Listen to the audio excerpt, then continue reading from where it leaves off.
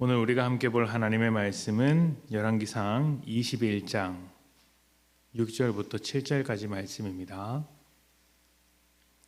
열왕기상 21장 6절부터 7절까지 말씀 제가 봉독합니다.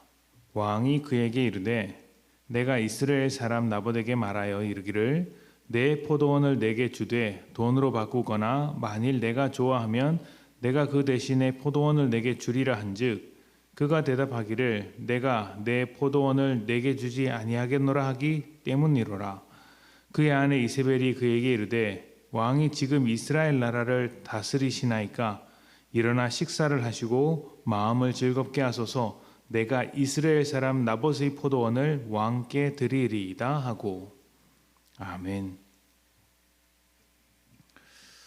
성경의 가장 앞에는 인류의 조상으로서 아담과 하와에 관한 이야기가 나옵니다. 이 이야기, 그러니까 하나님께서 아담을 어떻게 창조하셨는지를 보면서 우리는 사람이 어떤 존재인지를 깨달을 수 있고 또 하나님과 어떤 관계인지도 알아갈 수 있습니다.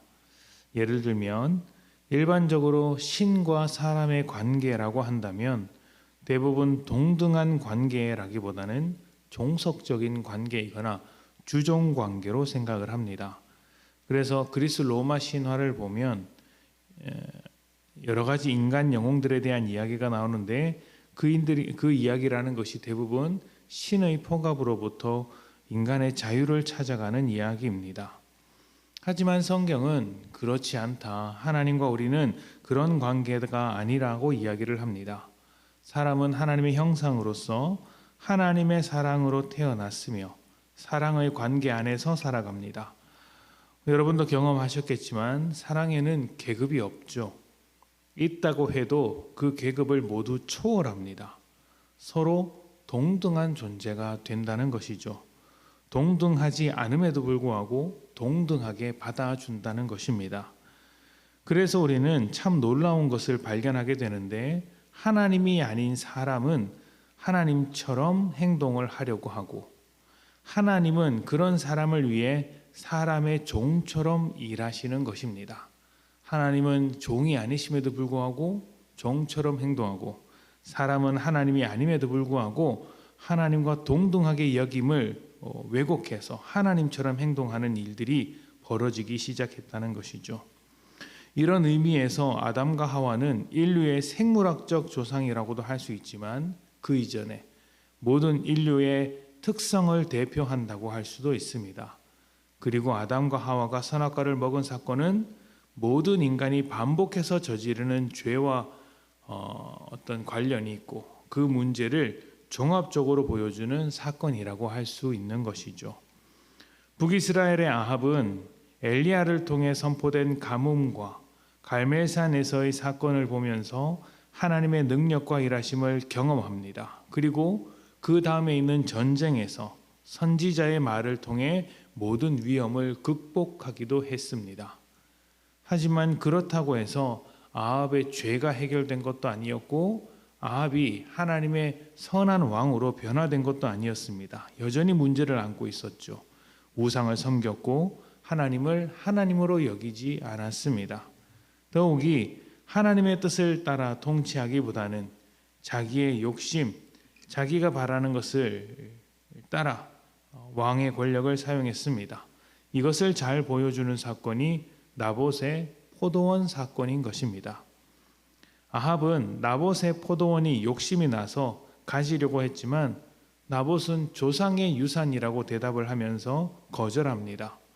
이것은 하나님께서 주신 땅을 사고 팔지 않겠다는 의미이기도 했습니다. 그러나 아합에게 중요한 것은 하나님의 뜻, 하나님의 법이 아니라 자기 욕심이었습니다. 이 욕심을 위해 우상을 섬기는 이세벨의 의견을 적극적으로 받아들였습니다. 마치 아담이 하와의 의견을 받아들여서 선악과를 먹은 것과 같아 보이는 일이죠. 그 결과 아담과 하와가 저주를 받고 에덴 동산에서 쫓겨나야 했던 것처럼 하나님의 평안이 넘쳐야 할 이스라엘이 억울한 죽음으로 가득한 저주의 땅, 피의 땅이 되어버린 것입니다. 우리는 성경이 이 사건을 왜 이토록 중요하게 다루고 있는지를 기억해야 합니다. 여러 이유를 생각해 볼 수 있지만 아담과 아합을 비교해서 볼 때 우리가 하나님을 경험하고도 또 하나님의 말씀을 받고도 얼마든지 하나님이 아닌 것을 선택하면서 살아갈 수 있다는 것을 생각해 볼 필요가 있는 것이죠. 어제 하나님을 경험했고 어제 큰 은혜를 받았더라도 오늘은 하나님과 적극적으로 멀어질 수 있는 것입니다. 특히 우상을 따르는 이세벨과 같은 방법이 욕심을 이루기에는 훨씬 효과적으로 보이기 때문에 하나님을 나몰라라 하면서 우상의 길로 적극적으로 뛰어들어갈 수 있는 것이 사람이라는 것이죠. 그렇다면 어떻게 해야 하겠습니까? 하나님 앞에서 우리의 위치를 항상 기억하면서 말씀을 우선하는 삶을 사는 것, 그리고 세상과 우상으로부터 흘러나오는 모든 이야기를 하나님의 말씀과 분별하여 듣는 것이겠죠. 이세벨은 아합에게 당신이 왕이니 왕의 마음대로 하는 게 당연하다고 했습니다만 우리는 왕이 아닙니다.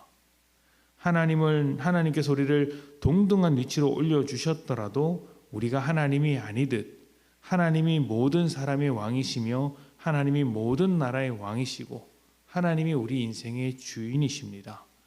그래서 우리가 하나님의 뜻을 생각하면서 하루를 살아갈 때에 하나님의 통치와 하나님의 나라의 복된 삶을 우리 가운데서 이루어 갈 수 있는 것이죠.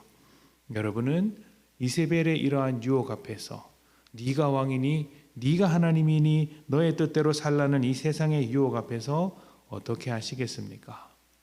이세벨과 같은 자극적인 유혹이 있을지라도 하나님의 말씀으로 이겨내어서 왕 되신 하나님의 뜻을 쫓아 우리의 삶을 만들어 가시기를 축복합니다. 우리 함께 기도하겠습니다.